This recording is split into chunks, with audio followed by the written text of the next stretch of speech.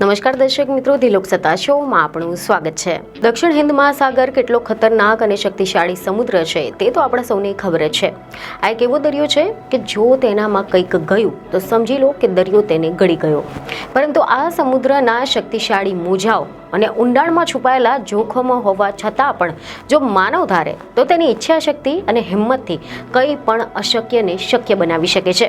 જી હા, આનું એક જીવંત ઉદાહરણ છે તિરુનેલવેલી જિલ્લાના એક યુવાન કે જેણે ભારતના જે સમુદ્રમાં પડનાર કોઈ જીવતું નથી બચતું તેમાં 26 કલાક સુધી તળીને પોતાનો જીવ બચાવ્યો હતો। આ અદ્ભુત વાર્તા છે શિવમુરુગનની કે જે કન્યાકુમારીથી 16 નોટિકલ માઇલ દૂર દક્ષિણ હિન્દ મહાસાગરમાં ભયાનક દરિયાઈ લહેરોની વચ્ચે સમુદ્રમાં 26 કલાક સુધી તરીને સુરક્ષિત રીતે પાછો ફર્યો હતો। જેમાં બન્યું એમ હતું કે એવા મીડિયામાંથી અહેવાલો સામે આવ્યા કે ગત મહિનાની 20 તારીખે શિવમુરુગન કન્યાકુમારીના ચિન્નામુતુરના જાણીતા એવા દરિયાકાંઠાથી માછલી પકડવા માટે ગયા હતા। તેમની સાથે તેમના 16 મિત્રો અને ભાઈઓ પણ હતા અને તેઓ જ્યારે મોટર બોટમાં માછલી પકડવા માટે ગયા હતા। આ ઘટના બન્યાના 2 અઠવાડિયા પહેલા જ શિવમુરુગને માછલી પકડવાનું શરૂ કર્યું હતું। જોકે એ દિવસે જ્યારે તેઓ તેમના મિત્રો અને ભાઈઓની સાથે માછીમારી કરવા ગયા હતા ત્યારે અચાનક જ એક મોટું મોજું હોડીની સાથે ટકરાયું અને હોડી હચમચી ગઈ હતી, જેના કારણે તે સમુદ્રમાં પડી ગયા હતા। તેમના મિત્રો અને ભાઈઓએ તેમને બચાવવાના પ્રયાસ કર્યા પરંતુ તેમ છતાં પણ તેઓ નિષ્ફળ ગયા હતા। શિવમુરુગનને ખબર પડી ન હતી કે કેટલા સમય સુધી તે તરતો રહેશે અને ક્યારે તે સુરક્ષિત રીતે પાછો ફરશે પણ કે નહીં।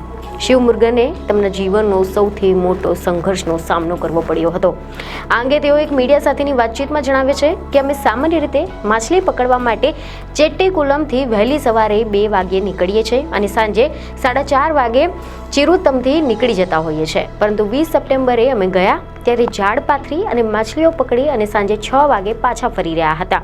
આવા વિશાળ મહાસાગરમાં અમાસની રાતમાં તેઓ મને શોધી ન શક્યા અને ડીઝલની સમસ્યાના કારણે તેઓ પાછા ફરી ગયા હતા। તેઓ પછીથી ફરી કેટલીક હોડીઓની સાથે આવ્યા અને મને શોધવા લાગ્યા હતા।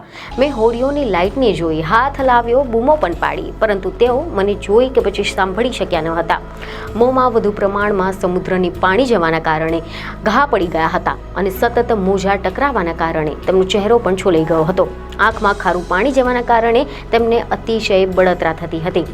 આ સાથે જ તેઓ જણાવે છે કે જે રાત્રે હું સમુદ્રમાં તરી રહ્યો હતો ત્યારે કોઈ પ્રકારનો પ્રકાશ ન હતો। મારા મગજમાં માત્ર એ જ ખ્યાલ હતો કે હું કોઈક રીતે કિનારા સુધી પહોંચી જાઉં। મને ચિંતા થતી હતી કે મને કંઈક થઈ જશે તો પછી મારા પરિવારનું શું થશે। મેં મારું વજન ઓછું કરવા માટે જે ટી-શર્ટ પહેરી હતી તે ટી-શર્ટને પણ ઉતારી નાખી હતી જેથી કરીને હું સરળતાથી તરી શકું। જોકે થોડી જ વારમાં મને આખા શરીરે કોઈ કીડાએ ડંખવા જેવું શરૂ થઈ ગયું હતું। આ જેલીફિશ જેવા કીડા હતા। મારા ગામના લોકો પાસેથી મેં સાંભળ્યું હતું કે જો તેને થોડા સમય સુધી ચોટેલા રહેવા દેવામાં આવે તો તે ચામડીમાં કાણા પાડી દે છે। એ એક એક કરીને તેને પકડવા અને સાથે સાથે હાથ પગ હલાવતા રહીને મારે પણ તરતા રહેવું પડ્યું હતું। જો હું ડૂબી જતો તો જાતે જ સપાટી પર આવી જતો હતો।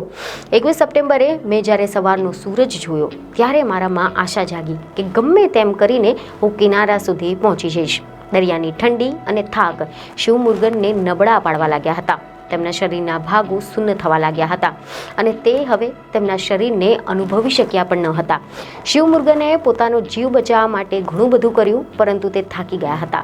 શિવમુરુગને તેની છેલ્લી આશા પર ધ્યાન કેન્દ્રિત કર્યું અને પોતાનો જીવ બચાવવા માટે બધા જ પ્રયાસો શરૂ કર્યા। આવા સમુદ્રમાં પડી ગયેલ વ્યક્તિ 26 કલાક સુધી જીવિત રહે એ દુર્લભ વાત છે, કારણ કે સમુદ્રની અતિશય ઠંડી શરીરને ઓગાળી નાખે છે।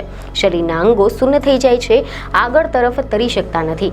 આપણું શરીર થાકી જાય છે અને સમુદ્રનું પાણી પણ પેટમાં જવાનું શરૂ થઈ જાય છે।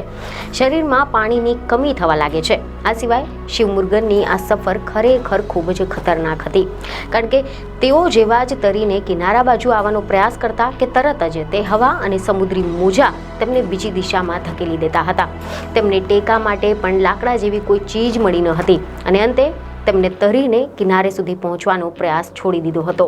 દરિયાનું પાણી જે ખારું હોય છે, જ્યારે માણસ દરિયાનું પાણી પીવે છે ત્યારે માનવ શરીરના કોષો અને પાણી તેમજ મીઠું બંને શોષી લે છે।